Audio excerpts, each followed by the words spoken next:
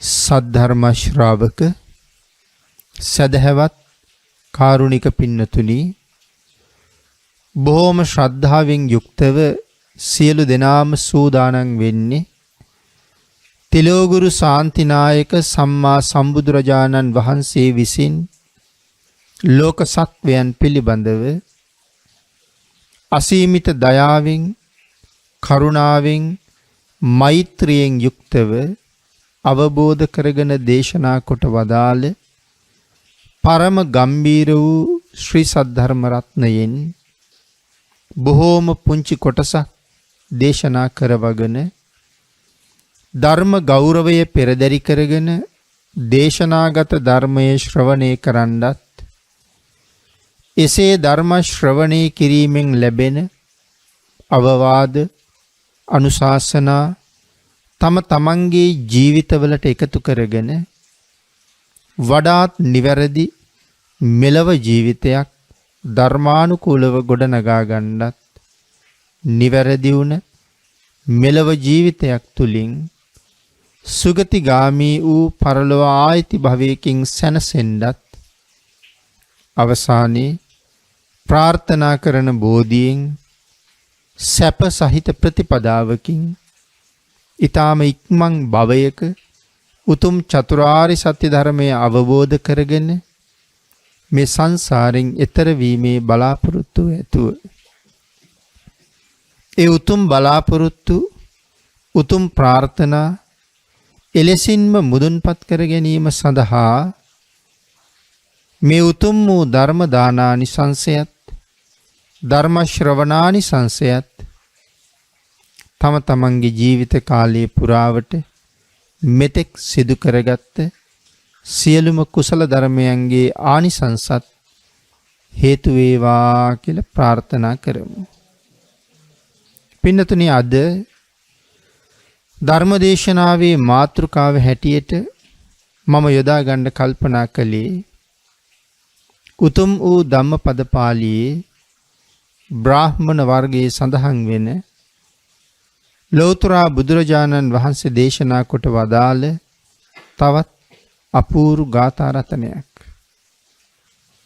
මේ ගාථා රතනයෙන් පුද්ගලයාගේ මෙලව ජීවිතයේ සුවපත් කරගන්නත්, පරලෝ ජීවිතයේ සුවපත් කරගන්නත් හේතු වෙන විශේෂ කරුණු භාග්‍යතුන් වහන්සේ දේශනා කොට වදාළා. ඒ කරුණු ගිහි කෙනෙකුටත් පැවිදි කෙනෙකුටත් එලව මෙලව දෙකම සාර්ථක කරගන්න ප්‍රධාන වශයෙන් බලපාන සුවිශේෂී කරුණක් තමයි මේ කාරණාවෙන් පැහැදිලි කරලා තියෙන්නේ. අද ධර්ම මාතෘකාවේ හැටියට යොදා ගන්න කල්පනා කළ ගාථා රතනය අසංසට්ටං ගහට්ටේහි අනාගාරේහි චූභයං අනෝකසාරින් අප්පිච්ඡං තමහං භූමි බ්‍රාහ්මණං කියන ගාථා රතනය. මේ ගාථා රතනයේ සරල තේරුම තමයි ගිහි අය සමගද පැවිද්දන් සමගද යන දෙපස මේ හැම කෙනෙක් සමගම ගිහි ගෙදර වේවා පැවිදි හෝ වේවා යම් කෙනෙක් ආශා නැති කරලා, ඇල්ම නැති කරලා අන්‍යයන් සමග හැසිරීම ඈත් කරලා කටයුතු කරනවා නම් එවන් පුද්ගලයා බ්‍රාහ්මණයෙක් කියලා මම කියනවා. මේක තමයි ගාථාවේ සරල තේරුම. එතකොට මේ වාගේ ගාථා රතනයක් දේශනා කොට වදාළේ මොන වාගේ හේතුවක් නිසාද? අපේ බුදුරජාණන් වහන්සේ වැඩ ඉන්න කාලේ තිස්ස කියලා එක තරුණෙක් පැවිදි වුණා. පැවිදි වුණාට පස්සෙත් නම තිස්ස. දැන් තිස්ස භික්ෂූන් වහන්සේ ඊටාම උනන්දුවෙන්, බොහෝම ශ්‍රද්ධාවෙන් තමන්ගේ පැවිදි කෘත්‍ය මුදුන්පත් කරගනිමින් වතපිළිවෙත, සීලය, මනාව ආරක්ෂා කර ගනිමින් ධර්මයේද මනාව ඉගෙන කියාගෙන මේ පැවිදි ජීවිතය සාර්ථක කරගන්න අවශ්‍ය හැම මගක්ම මනාව ප්‍රගුණ කළා. ඉන් පස්සේ උන්වහන්සේ තීරණය කළා පිරිසෙන් වෙන් වෙලා තනියම කාලය ගත කරමින් තමන්ගේ මේ ජීවිතයට හොඳ අර්ථයක් එකතු කරන්න ඕනේ කියලා. තිස්ස භික්ෂුව හොඳ සෙනසුනක් හොයාගෙන වනාන්තරගත වුණා. කැලේ ඇවිදගෙන යනකොට මේ භික්ෂුන් වහන්සේ දැක්කා තමන්ට වාසය කරන්න ඊටාම සුදුසු කටාරමක් වගේ තැනක් තියෙන හොඳ ගල් ලෙනක් තියෙනවා. මේක සඳහන් කරලා තියෙන ගල් තල්ලක් කියලා. ඉහළින් ගල ඉස්සරහට වැඩිලා ඒ යටින් කෙනෙකුට ජීවත් වෙන්න නොතෙමී ඉන්න පුළුවන් සුදුසු තැන. උන්වහන්සේ එතන ගිහිල්ලා වාඩි වුණාට පස්සේ උන්වහන්සේගේ හිත මනාව එකඟ වුණා. උන්වහන්සේ කල්පනා කළා මගේ කාර්යය සම්පූර්ණ කරගන්න මට හොඳම තැන මෙතන කියලා. හැබැයි මේ ගල් තල්ල ආශ්‍රය කරගෙන මේ බූමාටු දෙවියෙක් වාසය කරනවා. සඳහන් කරන්නේ දෙවඟනක් වාසය කරනවා.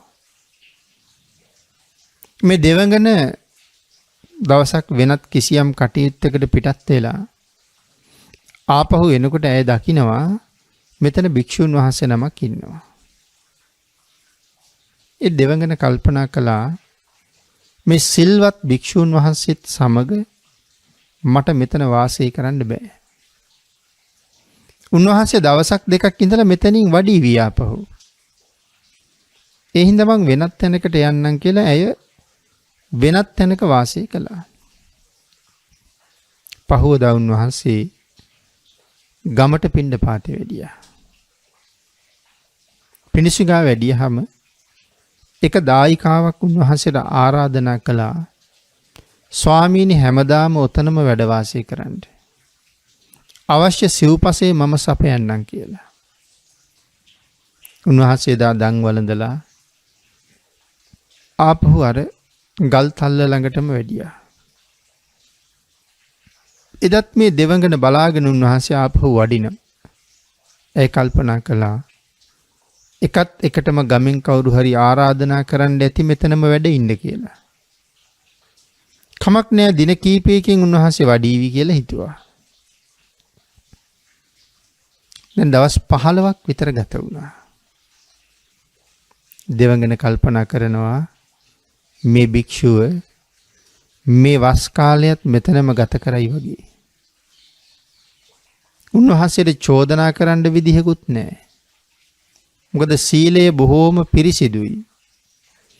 උන්වහන්සේට මෙතනින් යන්න කියන්න අයිතියකුත් නැහැ. නමුත් උන්වහන්සේ එතන වැඩ ඉන්න තාක්කල් තමන්ට තමන්ගේ විමානයට ගිහිල්ලා පහසුවෙන් ඉන්න හැකියාවකුත් නැහැ. ඒ කල්පනා කළා මේ භික්ෂුවට චෝදනා කරන්න වැඩපිළිවෙලක් හදන්න ඕනේ කියලා. එතකොට චෝදනා කරලා යන්න කියන්න පුළුවන්නේ. ඒ හින්දා මේ දෙවඟන ගිහිල්ලා උන්වහන්සේට අර සිව්පසයෙන් උපස්ථාන කරන්න ආරාධනා කරපු උපාසිකාවගේ වැඩිමහල් පුතාට ආවේශ වුණා. ආවේශ වෙලා ඔහුගේ බෙල්ල අනිත් පැත්තට කැරකුවා.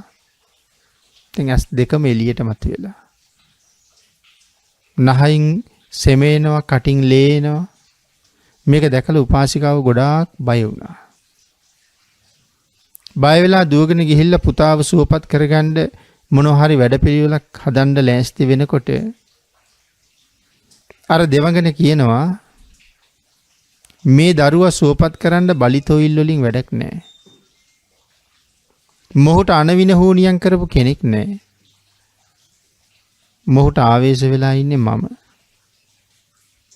මොහුව සුවපත් කරවන්න ඕන නම් අර ඔබේ කුළුපග භික්ෂුව ලව්වා වැල්මී කෑල්ලක් ගෙන්නගෙන ඒ වැල්මී කෑල්ල තෙලට දාලා ඒ තෙල් අරගෙන මොහුට නෂ්න කරවන්න. එච්චරයි මොහු සුවපත් කරවන්න තියෙන කාර්යය. අර උපාසිකාව කියනවා ඔබ දෙවියෙක් නෙමෙයි ඔබ කවුරු වුණත් මට කමක් නෑ. ඔබ බලාපොරොත්තු වෙන්නේ මේ භික්ෂුව ලව්වා මං ලව්වා මේ භික්ෂුවගෙන් වැඩක් ගන්න නේද කියලා.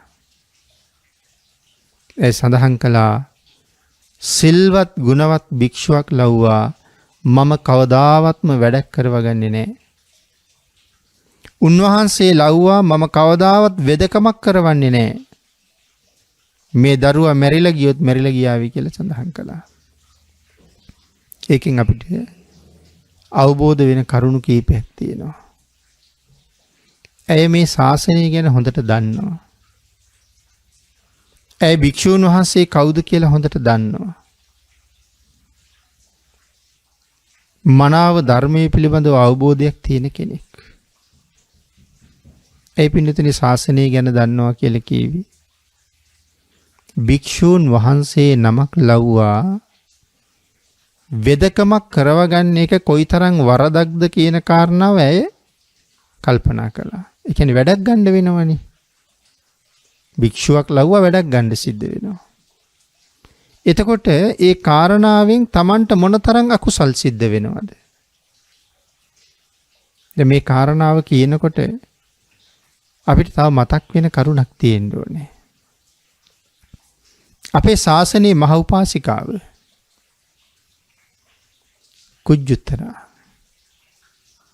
කුජ්ජුත්තරා උපාසිකාව 16ක්. ඒ වගේම කුදු වෙච්ච කෙනෙක්. ඒ කියන්නේ කුදු වූ උත්තරා කුජ්ජුත්තරා. ඇයි කුදු වෙලා ඉපදෙන්නේ? පෙර භවයක පසේ බුදුරජාණන් වහන්සේ නමකට දන් දුන්නා. ඒ විතරක් නෙමෙයි ඒ ගමේ මිනිස්සු. හැබැයි මේ පසේ බුදුරජාණන් වහන්සේගේ කිසියම් ආබාධයක් තියෙනවා පාදේ. ඒ නිසා උන්වහන්සේ වඩිනකොට අර ආබාධය නිසා නිකන් පොඩි කොර බවක් පෙන්නනවා. ඉතින් මෑය තරුණියක් වෙලා අපේ ආර්යයන් වහන්සේ යන්නේ මෙහෙමනේ කියලා රඟපාල පෙන්නනවා. ආන්ගේ අකුසල කර්මය නිසා කොර වෙලා ඉපදෙන්න සිද්ධ වෙනවා. 16ක් උනේ මේ කුජ්ජුත්තරා රාජකුමාරිකාවක් හැටියට ඉපදිලා හිටියා. ඒක බුද්ධෝත්පාද කාලයක්. මේ බුද්ධෝත්පාද කාලයේ මේ රාජකුමාරිකාවත් එක්ක මනාව කුළුපග වෙච්ච රහත් භික්ෂුණීන් වහන්සේ නමක් හිටියා. පින්නතනි කුළුපග බව වැඩි වෙන්න ගෞරවනීය බව අඩු වෙනවනේ. මොකද බය නැතු වෙනවා. ඒක අදත් කාටත් සිද්ධ වෙන දෙයක්. මේ රාජකුමාරිකාව යම් තැනක වාසය කරනවද මේ මාලිගාවට පිණ්ඩපාතේ වැඩියහම අර රහත් භික්ෂුණීන් වහන්සේගේ සිරිතක් තිබුණා තමන්ගේ යෙහෙලියගේ කාමරයට යන එක. ඒ ලෙන්ගතු බව නිසා. නමුත් රහතන් වහන්සේට එහෙම බැඳීමක් නැහැ. නමුත් කුළුපග දායිකාවනේ සමහරලාට සමවයස වෙන්නත් පුළුවන්. ඉතින් එක දවසක් ඇය වාසය කරන තැනට යනකොට ඇය පැන් සැනසෙන ඇවිල්ලා සූදානම් වෙන වෙලාව. කැඩපත දිහා බලාගෙන ඇය සැරසෙනවා. කැඩපතින් දැක්කා රහත් භික්ෂුණීන් වහන්සේ තමන්ගේ කාමරයට ඇතුල් වුණා. කම්මැලිකමකුත් තිබුණා. ඉතින් ඒ නිසා රහත් භික්ෂුණීන් වහන්සේට කියනවා ඔය ඇඳ උඩ තියෙන පණාව අරන් දෙන්න කියලා. ඇයට සිහි නැති වුණාට රහතන් වහන්සේ නමක් කොහොමත් සිහියෙන් ඉන්නේ. ඉතින් මේ වෙලාවේ දැන් උබතෝ කෝටික ප්‍රශ්නයක්. පණාව දීලත් බෑ, පණාව නොදිත් බෑ. පණාව දුන්නොත් මොකක් වෙනවද? රහතන් වහන්සේ නමකගෙන් වැඩක් ගත්ත නිසා ඇය සංසාරේ දීර්ඝ කාලයක් 16ක් වෙලා ඉපදෙනවා. පණාව නුදුන්නොත් නොදුන්නොත් කේන්ති යනවා. රහතන් වහන්සේ නමක් සම්බන්ධයෙන් කේන්ති ගන්න අය නිරයේ උපදිනවා. දැන් බලන්නකෝ ප්‍රශ්නේ කොච්චර බරපතලද කියලා. පනාව දීලත් බෑ, පනාව නොදිත් බෑ. හැබැයි ඉතින් නිරයට යනවට වඩා 16ක් හරි වෙලා උපදින එක හොඳයි. වෙන කල යුතු දෙයක් නැති නිසා පනාව දෙනවා. ආන්ගේ වැඩගත්ත නිසා තමයි ඇයි මේ 16ක් වෙලා ඉපදෙන්නේ. ඔය කාරණාව තවත් පැත්තකට ගැලපෙනවා.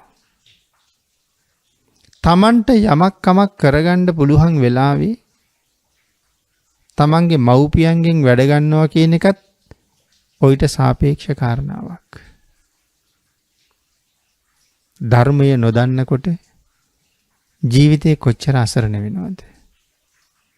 ධම්මෝ හවේ රක්කති ධම්මචාරී කියන මේ බුදු වදන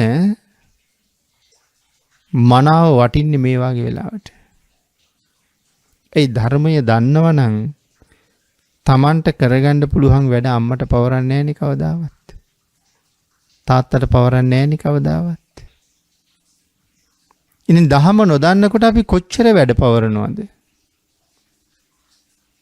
සමහරලාට දන්නේම නැතු අම්මා තාත්තා ගෙදර වැඩ කරන අය බවටම පරිවර්තනය වෙනවා. සමහරලාට එක්ක යන්නේ දරුවා බලා ගන්න කියලා. පහසුවට.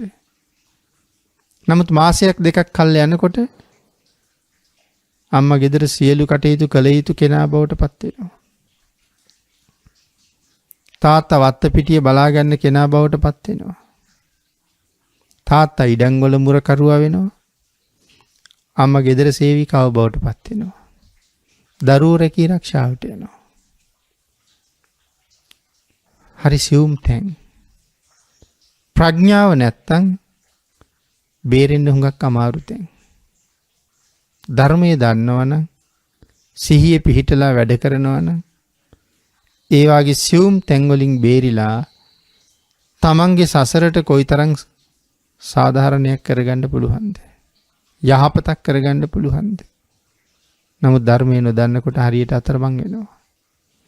ධර්මය දන්න මේ උපාසිකාව කැමති නෑ අර සිල්වත් භික්ෂුව ලව්වා වැඩක් ගන්න. ඒකයි කියන්නේ මොහු මෙතනම මැරුණත් මං උන්වහන්සේ ලව්වයි වැඩේ කරවන්නේ. ඊළඟට දේවතාවිය කියනවා එහෙමනම් පෙරුම් කායන් කුඩු ටිකක් අරගෙන ඒ භික්ෂුව ලව්වා මොහුට නස්න කරවන්න. පෙරසේම සඳහන් කළා මොහු මැරිලා ගියත් මං ඒ වැඩේ කරන්නේ කියලා. නැවත දේවතාවිය කියනවා ඔබට ඒකත් බැරි නම් ඒ භික්ෂුව ඔබේ ගෙදරට වැඩියහම උන්වහන්සේගේ පාදෝවණය කරන පෙන් ටික අරගෙන මොහුගේ හිසට ඉස්සවන්න කියලා. නැත්නම් ඒ පෙන් ටික අරගෙන මොහුගේ හිසට ඉහින්න. හා කීවා. උන්වහන්සේගේ පාදෝවණය කරපු පෙන් ටිකනේ. ඉතින් ඊට පස්සේ ආරාධනා කළා අනේ ස්වාමීනි මේ පාදෝවණය කරපු පෙන් ටික මගේ පුතාට ආශිර්වාද කරලා ඉහින්න කියලා. ඉතින් උන්වහන්සේ වැඩේ කළා. ඒත් එක්කම දේවතාවිය දරුවාත් හැරියා. ඔහු සුවපත් වුණා. භික්ෂුන් වහන්සේ දන් වළඳලා දායිකාවට අනුශාසනා කරලා ආපහු තමන් වාසය කරන තැනට වැඩියා. අන්නේ ස්ථානයට වඩින්න හදනකොට අර දෙවඟන එතන ඉඳලා හාමුදුරුවන්ට බනිනවා විදා කියලා. හාමුදුරුවෝ අහනවා මට එහෙම කියලා බනින්න ඔබ කවුද? ඒ කියනවා මම තමයි මේ ගල් තල්ලට අධිපති දෙවඟන. එතකොට මම කරපු වරද මොකද්ද? ඒ වරදක් කළේම නැද්ද කියලා ඇහුවා. උන්වහන්සේ උපසම්පදා වෙච්ච දවසේ ඉඳලා තමන්ගේ ජීවිතය ආවර්ජනය කරලා කියනවා සීලයට කැළලක් වෙන කිසි දෙයක් මම කවදාවත් කරලා නැහැ කියලා. ඒ අහනවා මතකම නැද්ද? උන්වහන්සේ කියනවා නෑ මතක නෑ. ඇයි ඔබට මතක නැද්ද? අර උපාසිකාවගේ දරුවගේ හිසේ පැන් වැක්කිරුවා. ඒක ඔබ කරපු වෙදකමක් නෙමෙයි දොහසූපත් වෙන්න. උන්වහන්සේ කල්පනා කළා මෑ මොනවා කියනවද? උන්වහන්සේ ඒ වෙලාවේ තමයි කල්පනා කළේ මෙච්චර කාලයක් මට චෝදනාවක් කරගන්න හැටියක් නැතුව මෑ බලාගෙන ඉඳලා තියෙනවා. ඒ කියන්නේ මට සීලයෙන් චෝදනාවක් කරන්න හැටියක් ඇයට තිබුණේ නෑ දෙවඟනක් වෙලත්. මේ තරම් පිරිසිදුව සිල් රකින්න මට වරදක් උපද්දවල චෝදනා කරන්නයි ඇයි මේ ලෑස්ති වෙලා තියෙන්නේ. කියනකොට හාමුදුරන්ට ඇති වුණේ පුදුම සතුටක්. ඒ කිසිම ආකාරයකින් දෙවියෙකුටවත් චෝදනා කරන්න බැරි තරම් බොහොම පිරිසිදු සීලයක් උන්වහන්සේ රකින්නවා. ඒ නිසා මේ සීලය paludu කරවලා චෝදනා කරන්න දිව්‍යාංගනාව බලාගෙන ඉඳලා තියෙනවා. ආන්ගේ තමන්ගේ සිල්වත් බව පිළිබඳව ඇති වුණ ප්‍රීතිය පදනම් කරගෙන ඒ භික්ෂුන් වහන්සේ රහත් වුණා. ඒතර මොනතරම් නිර්මල සීලයක් උන්වහන්සේ මෙතෙක් කල් ආරක්ෂා කරලා තියෙනවද? දෙවියෙකුටවත් බෑ චෝදනා කරන්න. වස් කාලෙත් නිමා වුණා. උන්වහන්සේ එතනින් පිටත් වෙලා ආපහු විහාරයට වැඩියා. භික්ෂුන් වහන්සේලා උන්වහන්සේ ගැන උන්වහන්සේ වාසය කරපු තැන ගැන ඒ වගේම එතෙන්ට වෙලා ඉඳගෙන මහානකම සම්පූර්ණ කරගත්තද කියලා ප්‍රශ්නයක් ඇහුවා. උන්වහන්සේ අර භික්ෂුන් වහන්සේලාට ඒ ගල්තල්ලේ වාසය කරපු කාලේ කතාව මුල ඉඳලා කිව්වා. එතකොට භික්ෂුන් වහන්සේලා අහනවා නිර්පරාදයේ ඔබට චෝදනාවක් ඇය විසින් ගොනු කරනකොට ඔබට ඇය සම්බන්ධයෙන් ද්වේෂසිතක් පහළ වුණේ නැද්ද කියලා. උන්වහන්සේ කියනවා අල්ප මාත්‍රයක ද්වේෂයක් මට ඉපදුනේ නැහැ. මට සතුටක් ඇති වුණා මගේ සීලය පිළිබඳව දෙවියෙකුටවත් වරදක් කියන්න ඉතුරු වෙලා නැහැ කියලා. මට ඇය ගැන කේන්ති ඉපදුනේ නැහැ කියලා කියනකොට පෘතජ්ජන ස්වභාවය මොකක්ද? වරදක් නැතුව චෝදනා කරනකොට කේන්ති අනේක. මේ භික්ෂූන් වහන්සේලා බුදුරජාණන් වහන්සේ ගාවට ගිහිල්ලා කියනවා ස්වාමීනි මේ භික්ෂුව රහත් වෙලා නැතුව තමන් රහත් වුණ බව පෙන්වන්න හදනවා කියලා. එයි මට කේන්ති ගියේ නෑ කියලා. භාග්‍යතුන් වහන්සේ දේශනා කළා මහණෙනි හැබැවින්ම මගේ පුතා රහත් වුණ බව පෙන්වන්න නෙමෙයි හදන්නේ. උන්වහන්සේ රහත් වෙලාමයි ඉන්නේ කියලා. ඒක භාග්‍යතුන් වහන්සේ දන්නවා. ඒ කාරණාව දක්වමින් තමයි අර ගාථා රතනේ සිහිපත් කළේ. අසංසට්ටං ගහට්ටේහි අනාගාරේහි චූභයං අනෝකසාරින් අප්පිච්ඡං තමහං භූමි බ්‍රාහ්මණං. මොකද්ද පින්නතුනි මේ අසංසට්ටං ගහට්ටේහි? අසංසට්ටං ගිහි අය සමගද පැවිදි අය සමගද සංසර්ගයක් නැති. මොකද්ද මෙතන සංසර්ගයක් නැති කියලා කියන්නේ? දස්සන සංසග්ග, සවන සංසග්ග, සමුල්ලාප සංසග්ග මේ ආදි වශයෙන් සංසර්ග කීපයක් තියෙනවා. මොකද්ද දස්සන සංසර්ගය කියලා කියන්නේ? දස්සන සංසර්ගය කියලා කියන්නේ ස්ත්‍රීන් වේවා පුරුෂයන් වේවා තමන් මේ දකින දේවල් පිළිබඳව ඇල්මක් උපදවාගෙන ඒ සම්බන්ධයෙන් කැමැත්තෙන් කටයුතු කරනවා. ඒකට කියනවා දස්සන සංසර්ගය. දැකීමෙන් උපදින කැමැත්ත. සවන සංසර්ගය කියලා කියන්නේ ස්ත්‍රීන්ගේ වේවා පුරුෂයන්ගේ වේවා හඬ අහලා සතුටු වෙනවා. දැන් අපි කෙනෙකුට කැමති නම් අපි කෙනෙකුට ප්‍රියයි නම් ඒ පුද්ගලයාගේ හඬ අහන්න අපි හරි කැමතියිනේ. කොහේ නමුත් ඒ හඬ ඇහෙනවා නම් අපි එතෙන්ට වහාම ඇදිලා යනවා. ඒ හඬ අහන්න හරි කැමතියි. එතකොට ඒ හඬ අහලා සතුටු වෙන එකට කියන්නේ සවන සංසග්ග. මුලින් ඇහෙන් දැකලා සතුටු වෙනවා. ඊළඟට කනෙන් අහලා සතුට වෙනවා. එතකොට මේ සමුල්ලාප සංසග්ග කියලා කියන්නේ විශේෂයෙන් පැහැදිලි කරනවා මේ ස්ත්‍රීන් වේවා පුරුෂයන් වේවා තමන් කැමති අය මුණ ගැහිීමෙන් ඔවුන් සමග කරන අල්ලාප සල්ලාපය. තමන් ඊටාම කැමති ස්ත්‍රී පුරුෂයන් මුණ ගැහුනහම ඔවුන් සමග හුඟ වෙලාවක් කතා කර කර ඉන්න හරි කැමතියි. පුරුෂයන් ස්ත්‍රීන් එක්ක කතා කර කර ඉන්න කැමතියි. ස්ත්‍රීන් පුරුෂයන් එක්ක කතා කර කර ඉන්න කැමතියි. ආන්ගේ කතාව තුළ ඇතිවෙන සතුට රාග නිශ්‍රිත ඒ සතුටට කියනවා සමුල්ලාප සංසග්ග කියලා. ඊළඟට මෙතන සඳහන් කරනවා තවත් එක සංසර්ගයක් පිළිබඳව සම්භෝග සංසග්ග. ස්ත්‍රීන් වේවා පුරුෂයන් වේවා ඔවුන් සමග අපි කියන්නේ මේ ඒ අයගේ ඇඳුම් පැළඳුම් සමහර අය තමන් ප්‍රිය කරන ස්ත්‍රී පුරුෂයන්ගේ ඇඳුම් පැළඳුම් ස්පර්ශය කරන්න හරි කැමතියි. ඒ ඇඳුම් පැළඳුම් තියාගන්න හරි කැමතියි. ඔවුන් පරිහරණය කරන භාණ්ඩ පොතක් වේවා, පෑනක් පැන්සලක් වේවා, වලල්ලක් මාලයක් වේවා, තමන් කැමති කෙනා පරිහරණය කරන දේවල් ළඟ තියාගෙන ඉන්නේ පුදුමාකාර සතුටකින්. ඒක බොහෝම කැමැත්තෙන් කරන දෙයක්.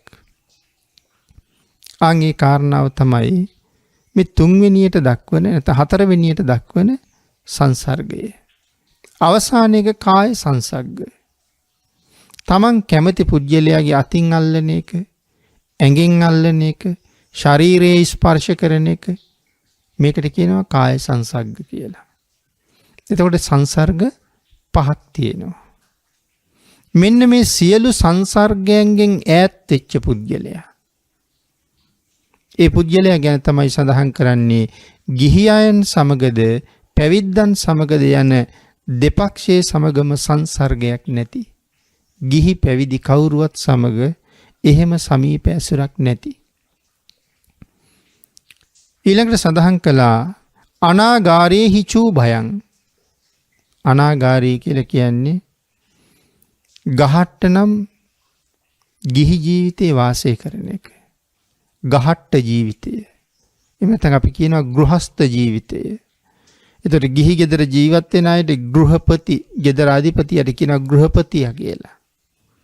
ඒතකොට ගහට්ට ගෘහ කටයුතු කරගෙන ජීවත් වෙන අය. වෙළඳාම් කරනවා, රැකී ආරක්ෂා කරනවා, කුඹුරු ගොවිතැන් කරනවා. මෙන්න මේ ආදී වශයෙන් ධනය උපයගන්න, පංචකාමයෙන් පොහොසත් වෙන්න, පංචකාමයේ පිළිබඳව බලාපොරොත්තු ඇති කරගෙන කටයුතු කරන ජීවිතයට කියනවා ගහට්ට ජීවිතය කියලා. මොනවටද පංචකාම කියලා කියන්නේ? ඇහැයි, කනයි, නාසයයි, දිවයි, ශරීරයයි. මේවට මොනවද අපි කියන්නේ? පංච ඉන්ද්‍රිය කියලා. මේ ඉන්ද්‍රියෝ පස් දෙනා මොනවටද කැමති? ඇහැ කැමති රූපවලට, කන කැමති ශබ්දවලට, දිව කැමති රසයන්ට, නාය කැමති සුවඳට, ශරීරය කැමති සුව පහසු සැපයකට. එතකොට මේ ඉන්ද්‍රියන් පස් දෙනාගේ කැමැත්ත ඒකට කියනවා පංචකාම. කාම කියන්නේ කැමැත්තට. මේ පස් දෙනාගේ කැමැත්ත පංචකාමයයි. එතකොට මේ ලෝකේ ජීවත් වෙන හැම කෙනෙක්ම මේ පංචකාමයට කැමති නැද්ද? පංචකාමයට ඇලිලා නැද්ද? පංචකාමයට බැඳෙන්නේ නැද්ද? සාමාන්‍ය ජීවිතයක් ගත කරන කෙනෙක් මේ පංචකාම සම්පත් පරිහරණය කරනවා. උතුම් ආර්ය මාර්ගයට ප්‍රවිෂ්ඨ වෙලා නැති, නිර්වාණ අවබෝධයේ මනාව ලබලා නැති පැවිදි කෙනෙකුත් එදිනෙදා ජීවිතේ මේ පංචකාමයේ භුක්ති විඳිනවා. නමුත් භාග්‍යතුන් වහන්සේ දේශනා කරන්නේ වහ වහ ඒ කාමයන්ගෙන් ඉවත් වෙන්න කියලා. ඒ මොකටද? මේ සංසාරයෙන් මිදෙන්න කැමති නම් ඒ පංච කාමයෙන් මිදෙන්නම වමනා නිසා. මේ ලෝකෙට ආපු සමහර අය තමන්ගේ ජීවිතේ මනාව සැලසුම් කරනවා. ඒ කොහොමද සැලසුම් කරන්නේ? ශ්‍රද්ධාව, සීලය නිරන්තරයෙන් තමන් තුළ ගොඩනගා ගන්නවා. ඒ වගේම නිරන්තරයෙන් මනාව බණ අහනවා. නිවන් මාර්ගයේ පළවෙනි පියවර සෝවාන් ආර්ය ඵලය. යම් කෙනෙක් සෝවාන් වෙන්න බලාපොරොත්තුවක් තියෙනවා නම් ඒ සඳහා උත්සාහ කරනවා නම් ඒ පුජ්‍යලයා සම්පූර්ණ කළ යුතු අනිවාර්ය අංග වලින් එකක් මොකක්ද? බණ අහන එක. අනේකනි සඳහන් කළේ සමහර බ්‍රහ්ම තලවල අරූප තලවල සෝවාන් වෙන්න බැහැනේ. ඇයි සෝවාන් වෙන්න බැරි? බණ අහන්න නැහැ. ඒ කාරණාව විශේෂයෙන් ධර්මයේ සඳහන් කරනවා. සෝවාන් වෙන්න නම් බණ අහන්න ඕනේ කියලා. ඒතකොට ඥානවන්තයා මේ ලෝකෙට ඇවිල්ලා තමන්ගේ ජීවිතය හොඳට සැලසුම් කරනවා. ඇයි සැලසුම් කරන්නේ? මම මෙහාට ආවේ ඇයි කියන කාරණාව මනාව තේරුම් අරගන්න නිසා. ඇත්තටම අපි මෙහාට ආවේ ඇයි? මේ කර කර ඉන්න දේවල් කරන්නද අපි මෙහෙ ආවේ? අපි මේ එකකටවත් නෙමෙයි මෙහෙ ආවේ. අපි මෙහෙ ඇවිල්ලා ඉන්නේ මදි වෙච්ච පිං සම්පූර්ණ කරන්න. ඒ කාලයක් සක්විති වෙලා හිටපු අය මේ ඔක්කොම. භාග්‍යතුන් වහන්සේ ගෙරීන් රෑනක් දිහා බලාගෙන කරපු ප්‍රකාශය අහලා තියෙනවනේ. ගෙරීන් රෑනක් පාර මාරු වෙනවා. ගෙරීන් කියන්නේ කූඹින්ටනේ. කොඩෙයි. කූඹින්ට තමයි ගෙරීන් කියන්නේ. විශාල කූඹි රෑනක් පාර හරහා ගමන් කරනවා. බුදුරජාණන් වහන්සේ මේ කූඹි රෑන දිහා බලාගෙන සිනහවක් පහල කළා. ඒක දැකලා හාමුදුරුවෝ අහනවා, ස්වාමීනි ඇයි සිනහ පහල කළේ කියලා. මහණෙනි, මේ ගෙරීන් අතර සක්විති නොවිච්ච එක්කෙනෙක්වත් නැහැ කිව්වා. කූඹි දිහත් බලලා එහෙම සඳහන් කළා නම් අපි සක්විති නොවුන අයද? මේ සංසාරේ කොයි තරම් සක්විති වෙලා ඉපදිලා ඇද්ද? මේ සංසාර ගමනේ කොයි තරම් ඔබත් මමත් බඹලොව ඉන්නේ ඇද්ද? මේ සංසාර ගමනේ කොයි තරම් අපි දෙව්ලොව හිටියද? සක්විති භවෙන් මිදිලා බඹලොව ඉපදිනවා. දෙව්ලොව ඉපදිනවා. බඹලොව වාසය කරන්න අපි ගාව තිබිච්ච කුසල ශක්තිය මදි වුණ නිසා අපි බඹලොවින් දෙව්ලොවට එනවා. උසස්ම දිව්‍ය තලවල තිබිච්ච දිව්‍ය සැප වින්දනය කරලා ඒ දෙව් සැප විඳින්න තරම් ප්‍රමාණවත් පින ඉවර වුණාට පස්සේ ඊට පල්ලෙහැ දිව්‍ය තලයකට එනවා. එහෙම පහළට ඇවිල්ලා පල්ලෙහැම දිව්‍ය තලෙත් ඉන්න පිං මදි වෙච්ච නිසා තමයි අපි මනුස්ස ලෝකෙට ඇවිල්ලා තියෙන්නේ.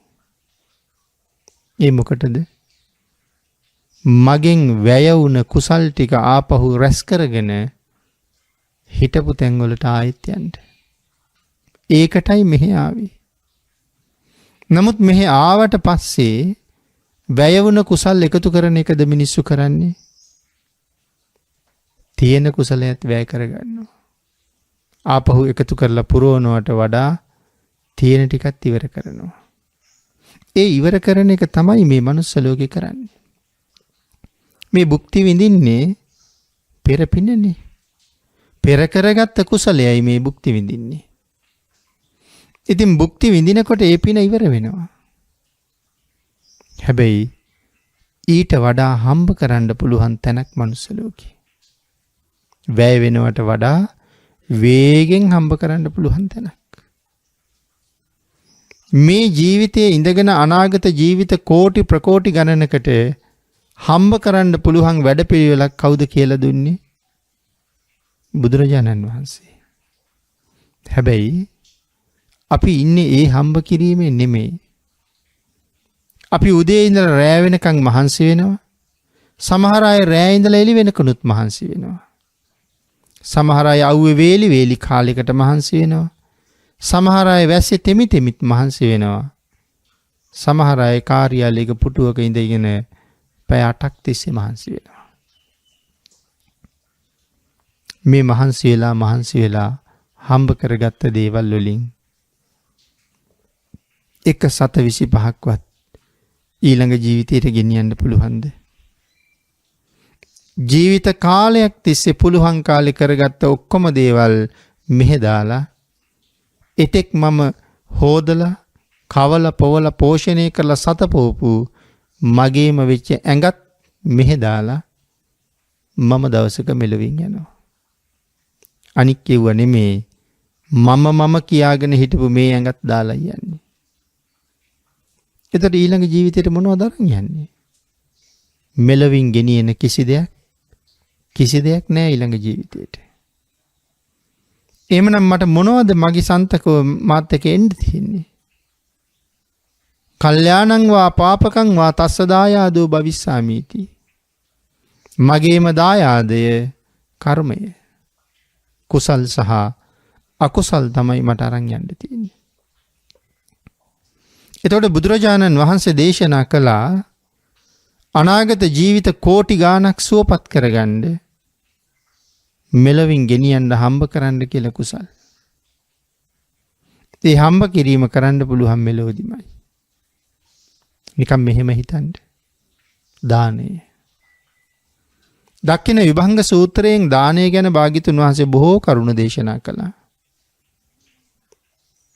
බුදු නොවිච්ච සමහර අය නම් කියන්නේ නිවන් දකින්න දානය ඕනේ නැහැ කියලා. හැබැයි සෞඛලස් නසපු සර්වඥයන් වහන්සේ දේශනා කරන්නේ නිවන් මගේ පළවෙනි පියවර දානය කියලා. ඒ නිසා බොහෝ කරුණු ළඟ දානය මුල් තැන ගත්තා. ත්‍රිවිධ පුණ්‍ය ක්‍රියා ගැන කතා කරනකොටත් අපි දාන සීල භාවනා කියලා පටන් ගන්නෙ. දස දාන වස්තුව ගැන කතා කළත් මුලින් කතා කරන්නේ දානය ගැන. සතර සංග්‍රහ වස්තුව ගැන කතා කළත් මුලින් කතා කරන්නේ දානය ගැන. එතකොට දක්ඛින විභංගි කොහොමද සඳහන් කළේ? දක්ඛින විභංග සූත්‍රයේ පෞද්ගලික දාන 14ක් දේශනා කරනවානේ. එහි අවසාන කාරණාව මොකද්ද? තිරිසන් සතෙකුට කෑම දෙන එක. තිරිසනෙකුට කෑම වේලක් දුන්නහම අනාගත ජීවිත කීයකින් මගේ බඩගිනි වේදනා නිමෙනවද? අනාගත ජීවිත 100ක් බඩගින්නේ ඉන්න වෙන්නේ නැහැ. දුස්සීල මිනිහෙකුට කෑම දුන්නහම අනාගත ජීවිත 1000ක බඩගිනි වේදනා නිමෙනවා. පෘතජ්ජන සීලවන්තයෙකුට කෑම දුන්නහම අනාගත ජීවිත ලක්ෂයක බඩගිනි වේදනා නිමෙනවා. අහසින් යන තවුසෙකුට කෑම වේලක් දුන්නහම අනාගත ජීවිත කෝටි ලක්ෂයක් බඩගින්නේ ඉන්න වෙන්නේ නැහැ. තිසරණ තියෙන කෙනෙකුට කෑම වේලක් දුන්නහම අනාගත ජීවිත අසංකේයයක් බඩගින්නේ ඉන්න වෙන්නේ නැහැ.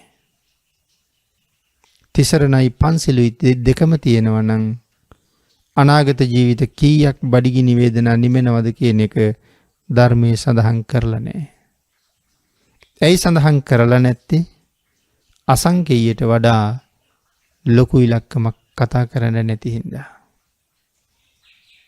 නමුත් තිසරණ තියෙන කෙනෙකුට දුන්නහම අසංකේයයක් නම් තිසරණයි පන්සිලුයි තියෙනවා නම් ඊට වඩා හුඟක් වැඩි.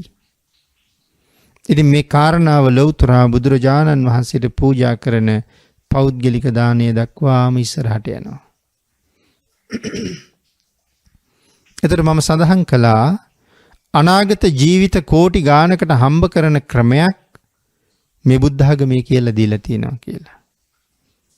තිසරණ තියෙන එක පුජ්‍යලයකට කෑම වේලක් දීලා නිවන් දකින්න තුරු මගේ සංසාරේ උපදින තාක් අසංකේයයක් කාලයක් උපදිනවා නම් ඒ මුළු කාලෙම බඩගින්න ඉන්න වෙන්නේ නැහැ නේද එතකොට? එතකොට ආහාර දන් දුන්නහම අන්නදෝ බලදෝ හෝති. ආහාර දුන්නහම මොනවද ලැබෙන්නේ? කෙටියෙන් කියන්නේ බලය ලැබෙනවා කියලා. නමුත් ඒක අට කතාවේ විස්තර කරනකොට කියනවා ආයුෂය ලැබෙනවා, වර්ණය ලැබෙනවා, සැපය ලැබෙනවා, බලය ලැබෙනවා, ප්‍රඥාව ලැබෙනවා. මේ පංචවිධ කාරණාවක් හම්බ වෙන්නේ ආහාරය නිසායි. එහෙනම් තිසරණ තියෙන කෙනෙකුට ආහාර වේලක් දුන්නහම මේ කාරණා පහින්ම අසංකේයයක් ලැබෙනව නේද? එතකොට වෙන ක්‍රමයක් වෙන්න මේ ලෝකේ වෙන කිසිම ක්‍රමයක් තියනවද සංසාරේ අනාගතයට එහෙම හම්බ කරන ක්‍රමයක්? අන්න ඒ වාගේ තමයි දස දාන වස්තුවම දන් දී ගත්තහම නැවත නිවන් දකින්නතුරු උපදින සංසාරේ මට අහවල් දී අඩුයි කියලා දෙයක් නැහනේ. බුදු දහම තියෙන කාලෙක ලබන්න පුළුවන් නම් ශ්‍රේෂ්ඨ මනුස්ස ජීවිතයක්. මේක මේ ලෝකේ මොනතරම් උත්තරීතර ජීවිතයක්ද? පින්නතිනේ රන් රිදී මුතු මැණික් ගොඩවල් ගහලා හැම තැනම විසිරවලා දාලා තියෙන තැනකට අත් දෙක නැති මිනිහෙක් යනවා. එතෙන්ට ගියා කියලා අත් දෙක නැති මිනිහට වැඩක් තියෙනවද? ඔහුට මැණික් අහුලන්නත් බෑ. ඔහුට රත්තරන් අහුලන්නත් බෑ. ඔහුට දියමන්ති අහුලන්නත් බෑ. හැබැයි අතපය දෙකම තියෙන මිනිස්සු එතෙන්ට ආවොත් ඇති තරම් අහුලලා පුරව ගන්නවා. බුද්ධාන්තරයක් ලැබිලා තියෙන වෙලාවේ සීලය මූලික කරගෙන යමෙක් ගුණධර්ම සම්පූර්ණ කරගන්නේ නැත්තම්, භාග්‍යතුන් වහන්සේගේ උපදේශයට කීකරු වෙන්නේ නැත්තම් අත් දෙකම නැති මිනිහෙක් හැටියටයි කියන්න වෙන්නේ. මොකද මේ තුනුරුවන් පදනම් කරගෙන කොයි තරම් පින් කරන්න පුළුවන්ද? සතර අපායෙන් මිදෙන්න වැඩ කරන්න මොන තරම් අවස්ථාව තියෙනවද? ඒ අවස්ථාවෙන් ප්‍රයෝජන නොගෙන පංචකාමයේ අන්ධ වෙලා සලස්මක් නැතුව මේ ජීවිතේ විතරක් සුවපත් කරගන්න දඟලලා මැරලා යන මිනිස්සු නෙමේ අපි අතර වැඩි. මම නිතරම කියන්නේ ඒකයි, පිනක් දහමක් කරන්න යමු කියලා කියහම මේ කාමයෙන් අන්ධ වෙච්ච මිනිස්සු කියන්නේ පුළුවන් වුණොත් එන්නම් කියලා. එහෙම නැත්තම් එන්න බලන්නම් කියලා. එහෙම නැත්තම් කියන්නේ එන්න නම් කැමති, කොහෙද අපිට හරියට වැඩන්නේ කියලා. කවද්ද ඒගොල්ලන්ට නිමාඩුවක් ලැබෙන්නේ? කවද්ද ඒගොල්ලන්ට විවේකයක් හම්බ වෙන්නේ? වකුගඩුව දිය වෙලා, අක්මාව ඉදිමිලා, පිළිකාව හැදිලා, ලෙඩ ඇඳේ තැම්පත් වෙච්ච දවසට තමයි ඒගොල්ලන්ට විවේක තියෙන්නේ. නමුත් එදාට මුකුත් කරන්න පුළුවන්ද? එදාට කරගන්න බැරි වෙච්ච දේවල් ගැන කල්පනා කර කඳුළුවක් කරන්න විතරක් පුළුවන්කම තියෙනවා. තමන්ට වඩා ලාභාල අයත් හුඟක් පින් කරනවා. තමන්ගේ වයසේ පින් කරගත්ත අය අර ලෙඩ ඇඳේම ඉඳගෙන ඒ ඇත් ලෙඩ වෙලා. නමුත් ගොඩක් පින් කරලා ලෙඩ්ඩු එකතු වෙලා කතා කරනකොට කියනවා මට නම් කවද මැරුණත් කමක් නැහැ. මගේ ජීවිතේ මම මේ වාගේ පින්කම් කරගත්ත කෙනෙක්. මං අවුරුදු මෙච්චරක් සිල් ගත්ත කෙනෙක්. මම මේ තරම් විවිධ වූ දන් දුන්න කෙනෙක්. ඒ පුජ්‍යලයාගේ කතාව අහගෙන මොකවත් කරගත්ත නැති මිනිහා හිත ඇතුලෙන් කොච්චර අඬනවද? ඔහු එච්චර කරගත්තකොට මම මොනවද කරගත්තේ කියලා. සලස්මක් නැතුව මේ ලෝකෙට ආපු කෙනා මේ පුංචි කාලයක් මේ ජීවිතේ පෝෂණය කරන්න රෑ දවල් දෙකම කැප කරලා. නිකන් හිතලා බලන්න, දවසකට පැය 24ක් ගෙවිලා යනවා. ওই පැය 24 ඇතුලේ තමන් වෙනුවෙන් කැප වුණ පැය කීයක් තියෙනවද කියලා. මේ දඟලන්නේ මහන්සි වෙන්නේ දරුවෝ වෙනුවෙන්, බිරිඳ වෙනුවෙන්, ස්වාමියා වෙනුවෙන්, මව්පියෝ වෙනුවෙන්, නෑදෑයෝ වෙනුවෙන්. ඒ අය වෙනුවෙන් මේ මහන්සිය. දරුවෝ හදාගත්තාම දරුවෝ වෙනුවෙන්. ඒ ආදි වශයෙන් කල්පනා කරලා බලහම උදේ පාන්දරින් බත් මුල බැඳගෙන පිටත් වෙලා ගිහිල්ලා සමහර කෙනෙක් ගෙටගොඩ වෙන්නේ රෑ 7ට 8ට 10ට විතර. ඇඟපත ටිකක් හොදගෙන තියෙන එකක් අනුභව කරලා වෙහෙස නිසා නිදා ගන්නවා. පහුවදා උදෙත් ඒ චක්කරේමයි. දැන් කෝ මං වෙනුවෙන් වැය වුණ පැයක් බණක් අහපු වෙලාවක් තියෙනවද? බුද්ධ වන්දනා කරපු කාලයක් තියෙනවද?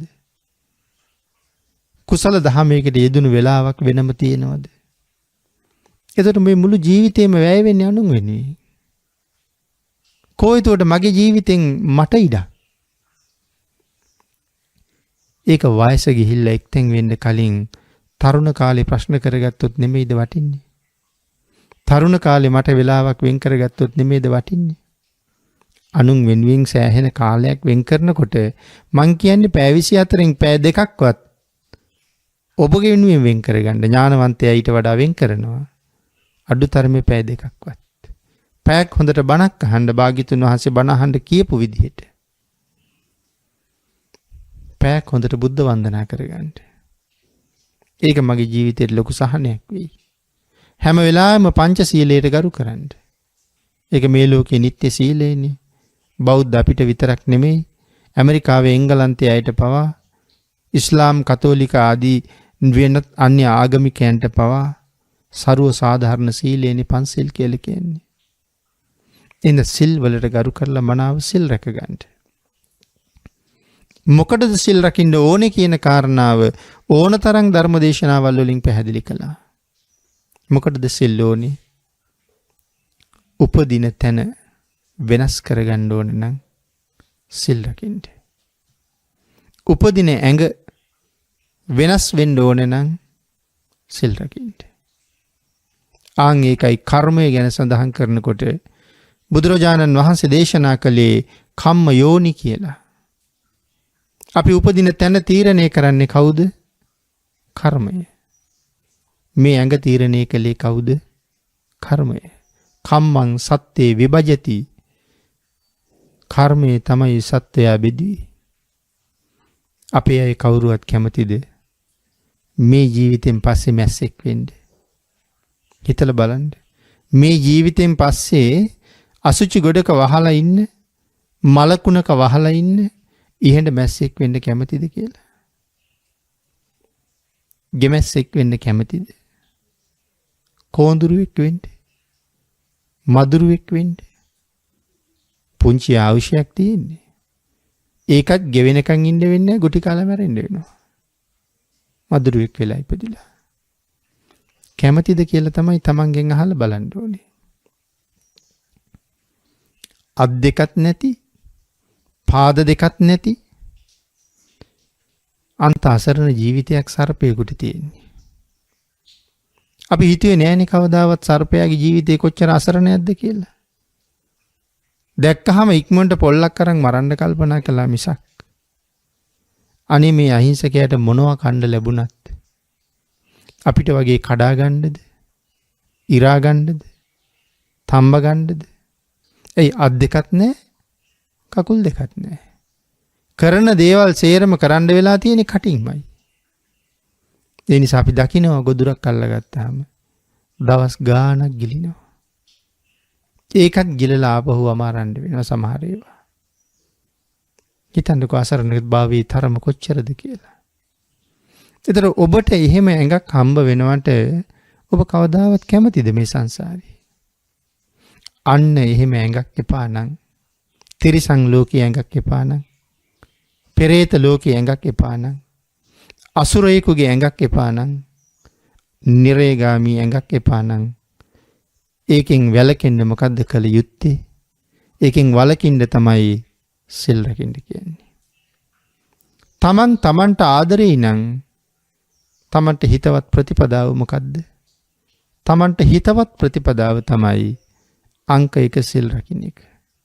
මට හිතවත් කියලා කියන්න පුළුවන්. එතකොට අපිට හිතවත් ඕන තරම් ඉන්න පුළුවන්.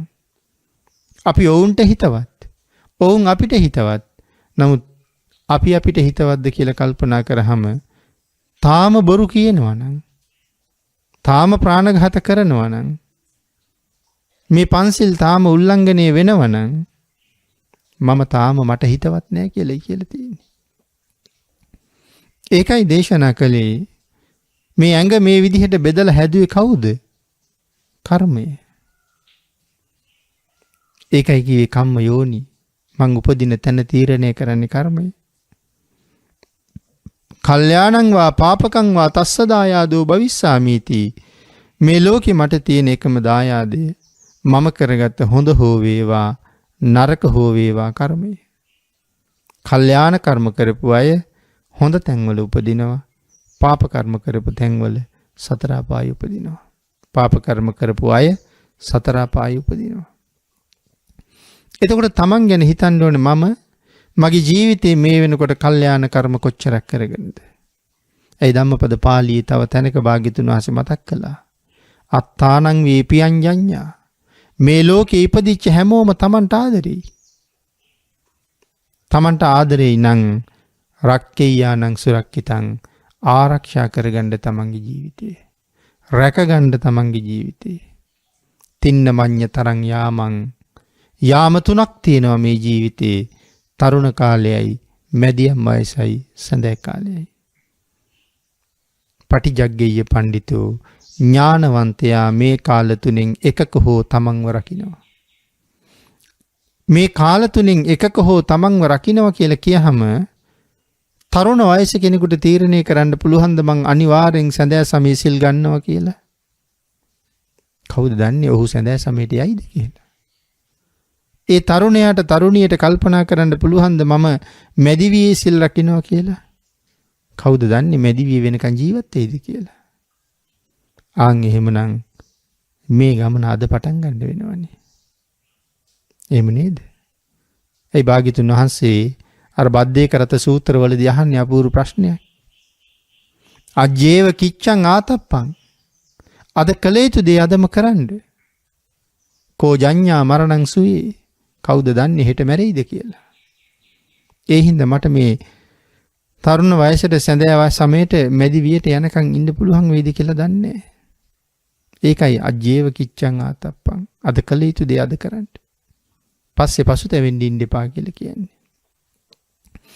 ඒ නිසා මේ ලෝකයේ සැලසුම් කරගත් අය ගහට්ට ගෘහ ජීවිතය ගත කරන කෙනා පංචකාමයට එක්ක ජීවත් වෙනවා. නමුත් තමන්ගේ ජීවිතේ මනාව සැලසුම් කරන්න. කල යුත්තේ මොකද්ද? නොකල යුත්තේ මොකද්ද? කල යුතු ප්‍රමාණය මොකද්ද? මට ඇති ප්‍රමාණය මොකද්ද? මේ ලෝකෙට ආපු පළවෙනි කාරණාව පින් රැස් කරන එකනේ. ඉතින් ඒකට බාධා වෙන වැඩපිළිවෙළවල් පටන් ගත්තාම මගේ වයස ගෙවිලා යනවා දන්නේම නැහැ.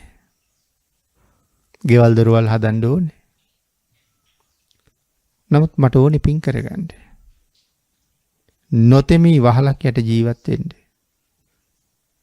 යම් ගයක් නිර්මාණය කරගත්තාම මට ප්‍රමාණවත් කියලා ඥානවන්තයා හිතනවා. මොකද මහ විශාල ගයක් අපි කියමු තට්ටු 3ක විතර ලොකු ගයක් හදලා. දැන් කල්පනා කරලා බලන්න වැඩ නම් ඉවරයි. මේක අස්පස් කරලා අතු ගන්න දවසේ කොච්චර කාලයක් වැය වෙනවද? අඩුම තරමේ වරුවක්වත් යනවා. පුටු ටික පිහලා, අල්මාරි ටික පිහලා, ඇඳුම් පැළඳුම් ටික අස් කරලා, ඇඳ ඇතිරිලි ටික හොදලා, තව අලංකාරයට සකස් කරපු ඔය නොයෙක් වැටවල් පිහලා සුද්ධ කරලා මේ ටික කරගෙන අතු ගාලා ඉවර වෙනකොට වරුවක් යනවා. උයලා පිහලා අනික් වැඩ ටික කරලා ඉවරනකොට දවස ඉවරයි. දැන් මට හැමදාම වෙන්නේ මේ ලොකුගේ අතු ගගා උයලා පිහලා ඇඳුම් පැළඳුම් හොදගෙන ජීවත් වෙන්න. මම උදාහරණයක් මම සඳහන් කළේ. අපේ කාලේ නිකන් නාස්ති වෙන තැන්. අන්තිමට වහල්කම් කරලා මැරිලා ගිහිල්ලා විතරයි තියෙන්නේ. ඉන්න මේ ප්‍රධාන අරමුණ මෙහි ආවේ පින් කරගන්න. ඒකට බාධා නොවන විදිහට අනික් හැම කටයුත්තක්ම කරන්න ඥානවන්තයා හැම වෙලාවෙම උත්සුක වෙනවා. ඊළඟට සඳහන් කළා අනාගාර නම් මොකද්ද? දුරු කළ ගේ ඇතියේය. ගෙයත් හැරලා අනාගාරයි. ඒ කියන්නේ ගිහිගෙන් වෙන් වෙලා ගිහිල්ලා.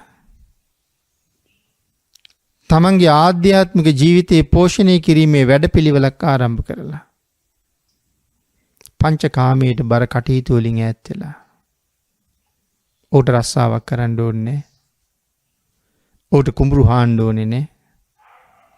ඌට අඹදරුව පෝෂණය කරන්න නේ. මේ සියල්ලෙන්ම නිදහස් වෙලා ඔහු ගියේ මොකක් කරන්නද? ඔහු ගියේ සසර කෙරවල කරගන්න වැඩ පිළිවෙලක් හොයාගෙන. නමුත් එහෙම ගියත් මම ගිහි ගෙදරින් වෙන් වෙලා ඇවිල්ලා පැවිද්දෙක් බවට පත් වෙලා කියන කල්පනාව තියෙන්න ඕනේ. මං කෑම හොයන්නේ නෑ. මිනිස්සු කෑම ගෙනල්ලා දෙනවා. මට ඇඳුම් ගන්න ඕනේ නෑ. මිනිස්සු ඇඳුම් පැළඳුම් සිවුරු ටික ගෙනල්ලා දෙනවා. මට බේත් හොයන්න යන්න දිහක් නෑ. සිව්පසේ හම්බ වෙනවා.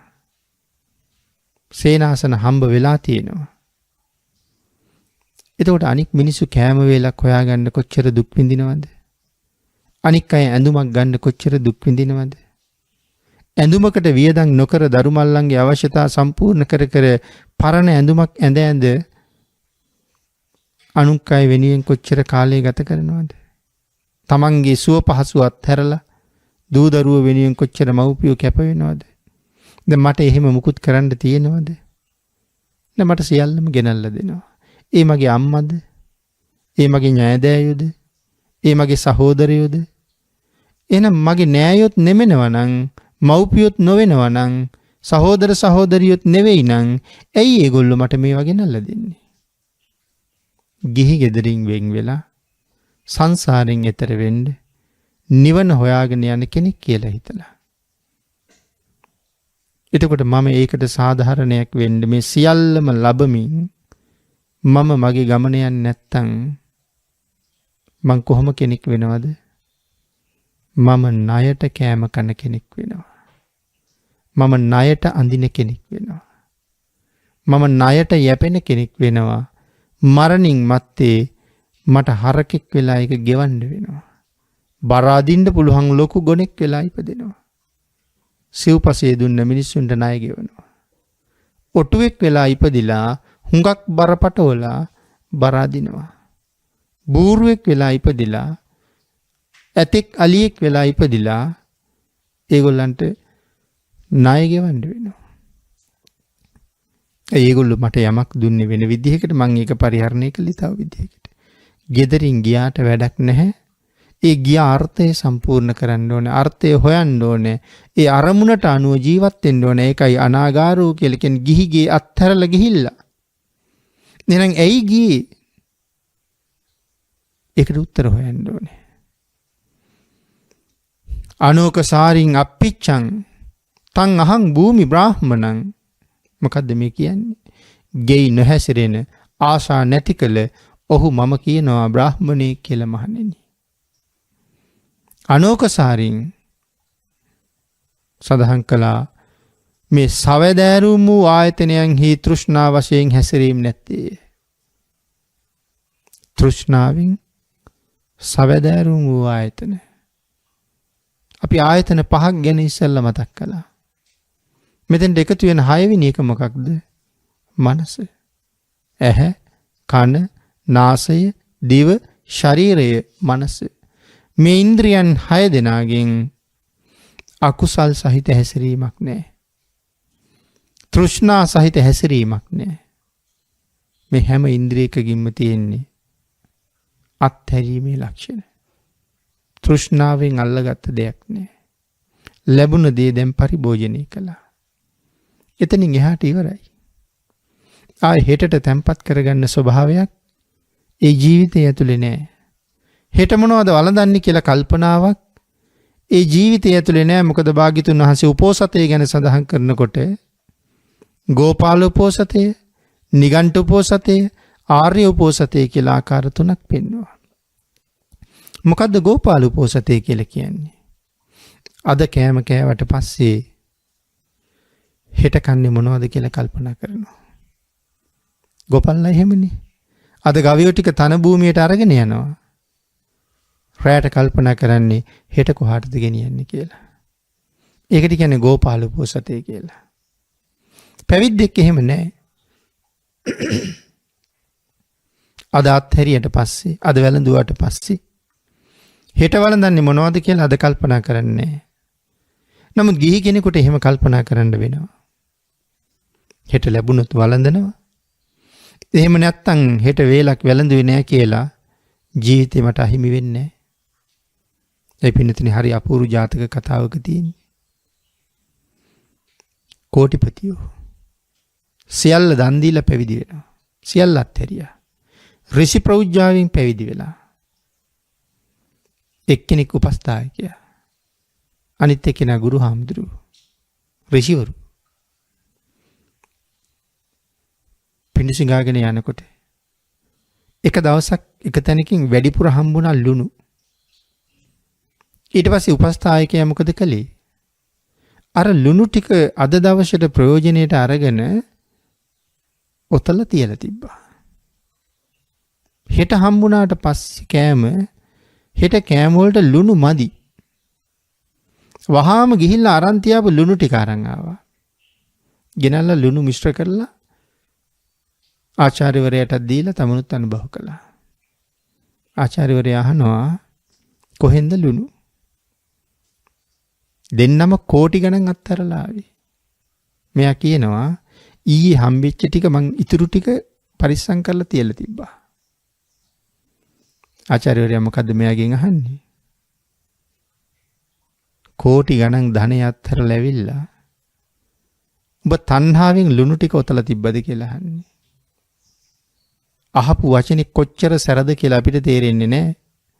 හැබැයි අනික් කෙනා කියනවා ස්වාමීනි බැන්නට කමන්නේ ඔච්චර සැරට බයින්න එපා කියලා. අපිට නම් ඒක සැර තේරෙන්නේ නැහැ. නමුත් කෝටි ගාණක් දාලා ආපු කෙනාටයි තේරෙන්නේ ලුණු ටික තියාගත්තා කියලා මට කියපු කතාව කියලා. අන් ඒ වගේ හෙට මොනවද කියලා හිතන්නේ. අද අත්හැරලා කටයුතු කරනවා. හනෝක සාරින් කියලා සඳහන් කළේ ඒකයි. තෘෂ්ණාවෙන් බැඳිලා නැහැ කිසිම දෙයක් සම්බන්ධයෙන්. හෙට ලැබුණොත් පරිහරණය කරනවා. අද තියෙන දේ අදින් ඉවර කරගන්නවා. අන්න එහෙම අත්හරින්න පුළුවන් කෙනා අපිච්ච තෘෂ්ණාව නැති කරලා මම කියනවා ඔහු බ්‍රාහ්මණෙක් කියලා. ගිහි පැවිද්දන් හා කාමාස්වාදයේ විසින් කිසිම එකතු වීමක් නැති සවදෑරුම් ආයතනයන් තෘෂ්ණා වශයෙන් හැසිරීමක් ආයතනයන්ගේ නැති කළ ඔහු බ්‍රාහ්මණයෙක් කියලා භාග්‍යතුන් වහන්සේ නැවත වතාවක් ප්‍රකාශ කරනවා. එහෙමනම් මේ සිල්වත් ජීවිතය, ගුණවත් ජීවිතය, ප්‍රඥාව පාවිච්චි කරලා මම මෙහාට ආවේ මොකටද කියන කාරණාව තේරුම් අරගෙන ආපු කාර්යයට සාධාරණයක් කරන්න ගෙවන ජීවිතය එළවයි මෙලවයි දෙකම සාර්ථකයි.